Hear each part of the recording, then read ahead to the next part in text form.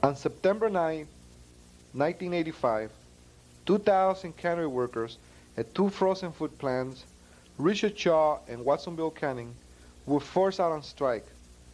The workers, mainly Chicano, Mexicano women, were being forced to take a 40% wage cut from $6.66 an hour to $4.25 an hour, and the loss of health and vacation benefits. Just before the strike, the line was speeded up and several older workers were fired. ¿Por qué nos íbamos a ir en huelga? Porque no nos quedó nada porque estaba dentro de la planta. ¿Por qué nos echaron afuera a la calle? Why did you go out on strike? Because we didn't have anything else but to go out. They threw us out. First, they reduced our wages. Then they treated the older workers that had been there for years. They really treated them really bad. And we began to go on strike because we were so mad from the humiliation. A lot of these older women had worked all of their youth, and they could not work some other place or work as fast as when they were young. That was not a good treatment. When you went out on strike, were you ready? In a way we were, because we were mad. The courage gave us the know-how of how to fight, and because we never lost our courage, that's why we didn't lose our strike. ¡Ese puño sí se ve! ¡Ese puño sí se ve! ¡Ese puño sí se ve! ¡Ese puño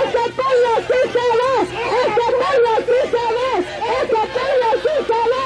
¡Ese puño sí se ve! ¡Ese puño sí se ve! A ver. ¡Se ve! ¡Sin aventar! ¡Abajo los esquiroles! ¡Arriba los Teamsters! Well, I think the strike is very significant for the Chicano movement. One of the things is that historically in the not only Chicano student movement, but in the community as well, because so many of our people are from the working class. Many of us, even who are like myself, who I went to college. I'm teaching now at a university. Many of us were cannery workers ourselves, or our family members were cannery workers. And so when a strike like this takes place, it's an inspiration to all raza, to all Chicano people.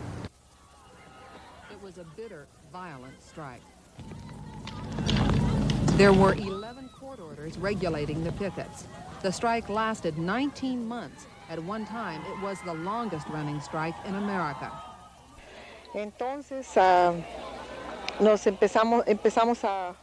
Then we began to organize and to get to know people, and some people introduced us to other people. Then we began to make connections and links that served us throughout the strike, because these people taught us how to organize. They helped us to relate ourselves with other groups like students, political groups, and that's how we developed the plan of the strike. Mort Console fought back by building support throughout Northern California and the U.S. Several prominent people, such as United Farm Workers leader Cesar Chavez and Reverend Jesse Jackson, came to pledge their support.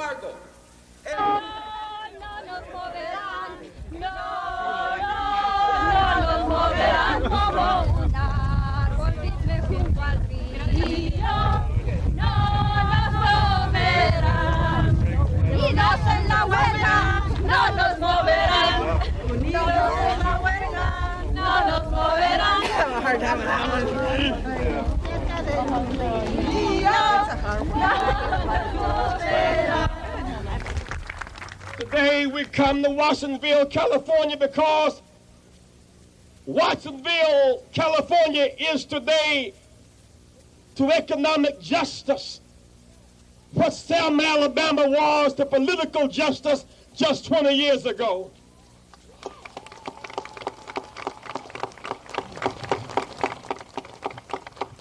Just as Selma, Alabama was an unlikely place for political emancipation, Watsonville is an unlikely place for economic emancipation.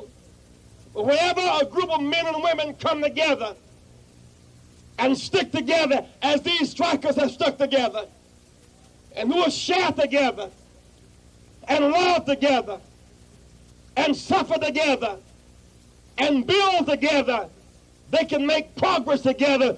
We congratulate the striking workers here in Watsonville. They represent the highest and best in all of us.